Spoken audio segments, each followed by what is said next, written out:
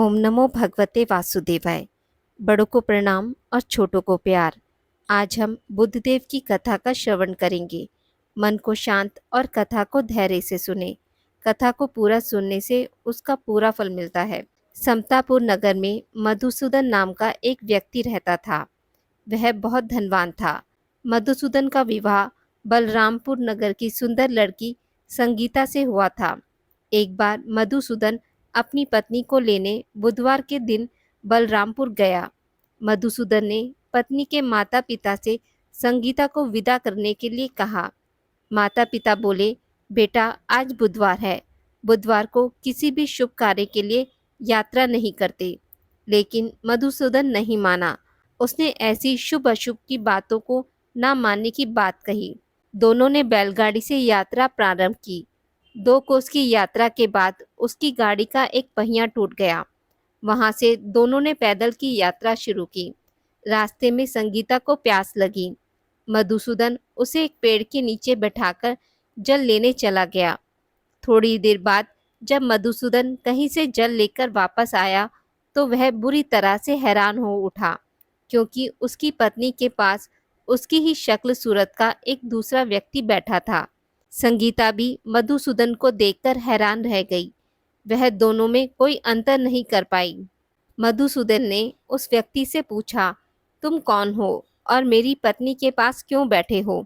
मधुसूदन की बात सुनकर उस व्यक्ति ने कहा, अरे भाई, यह मेरी पत्नी संगीता है। मैं अपनी पत्नी को ससुराल से विदा कराकर लाया हूँ।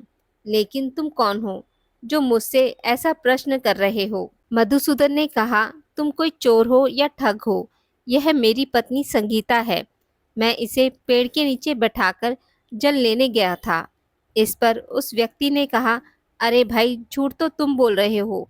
संगीता को प्यास लगने पर जल लेने तो मैं गया था। मैंने तो अपनी पत्नी को जल लाकर पिला भी दिया है।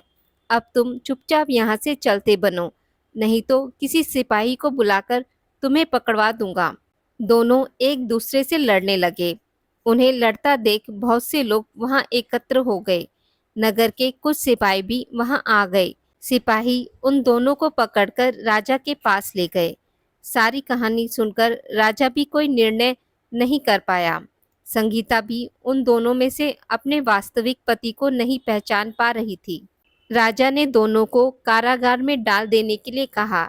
राजा के फैसले पर असली मधुसूदन भयभीत हो उठा। तभी आकाशवाणी हुई, मधुसूदन, तूने संगीता के माता पिता की बात नहीं मानी और बुधवार के दिन अपनी ससुराल से प्रस्थान किया। यह सब भगवान बुद्धदेव के प्रकोप से हो रहा है।